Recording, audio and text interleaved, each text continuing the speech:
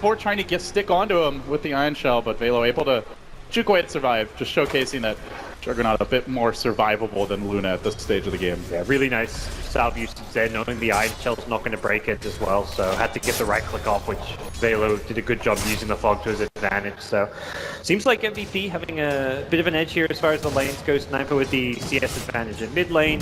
We've managed to kind of force OG to change up their lanes, and MVP kind of the tempo setters because they're the ones forcing OG to change their lanes.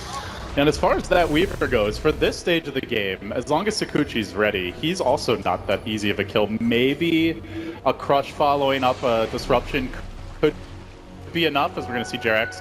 Need to catch out Dubu here. He's going to scout him going for that road. He goes for the road deny, but was it worth it? Sniper coming in as well. All of a sudden, 4 heroes duking out at the top road. Ana quickly dropping low, though, has to run away. QO pressuring him back. They'll turn into Jarex. This early game Shrapnel doing work, but still has the boots. Maybe can survive. No, Bevy comes in, and a parade of MVP heroes enter the lane as Ana thinks about moving in, but has nothing really to work with here. No Flame Guard, and not even close to level 6. Yeah, hoping the bench walk by, not the sniper, but...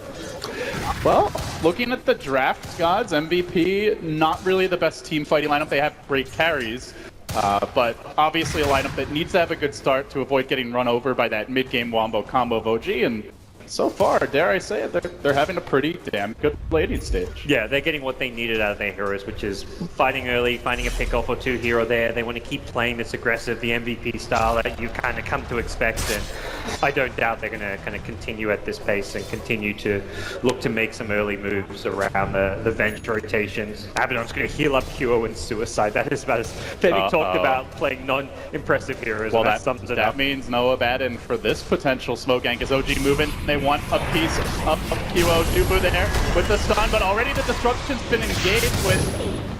Not sure how much it's going to help at this point. QO goes down. Dubu a bit late, and with no Abaddon, they're able to cleanly disengage so far.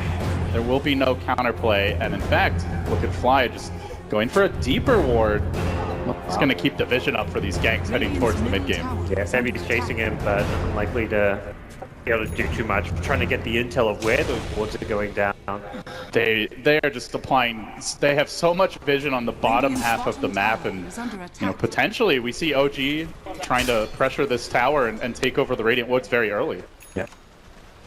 I believe the Venge could have maybe made a better, more optimal play there, trying to stun the Slaughter, which was the follow-up to the Shadow Demon. He went for the stun on Fly, which wasn't going to really accomplish all too much, but in the day, QO's back, maybe he's farming once more, looking to get that level 6, and likely see him play a less farm. It's nice one of those heroes, you can't just sit there farming, because if you're sitting around farming by yourself, you'll just get ganked by these gap closers like Ember Spirit, Darkseid with the Surge. He's got to try and push and gank around his team, or have his team play around him, so I don't expect him to just sit mid by himself going into that kind of post-laning stage.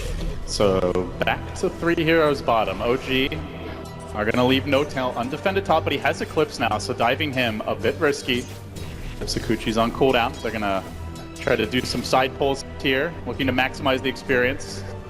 The Ion Shell, the ability to quickly clear these stacks, and we'll see rotation by QO God. Says Ember has hit level 6, a bit vulnerable perhaps mid. He's going to come top. And the Luna's out. It's No-Tail bottom, so both teams looking for the early tier 1 tower trade. There's a lot of heroes missing from the map. They don't have vision of Ember. They will now have vision of Ember in the bottom. Phalo going to get clipped there by the initial crush. Blade Fury and should be okay. Febby was sitting behind him. And the pings come out. MVP trying to push this top tower, but they don't push all that quickly. OG's pressuring both bottom and mid. This is one of the views of the Ember Spirit pick. With the lack of lockdown, Ana's not afraid. When he sees Q's missing from the map, he's probably thinking, well, I've got an escape regardless, whereas Q has to leave the lane when heroes go missing from the map. So playing in the fog really plays to OG's strength, because it makes it very hard to snipe it. They're hoping to bait out on it here. He has already committed the Flame Guard. If they can choose through this with the Blade Fury and he sticks around, maybe a Venge stun could find a kill, but not happening just yet, as both tier 1s about to fall. Glyphs already expended across the board. So 4F, QO, they team up top. QO will get the last hit.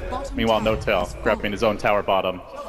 Very passive kind of follow-up here to that early laning stage where we're seeing both teams largely looking to dodge fights.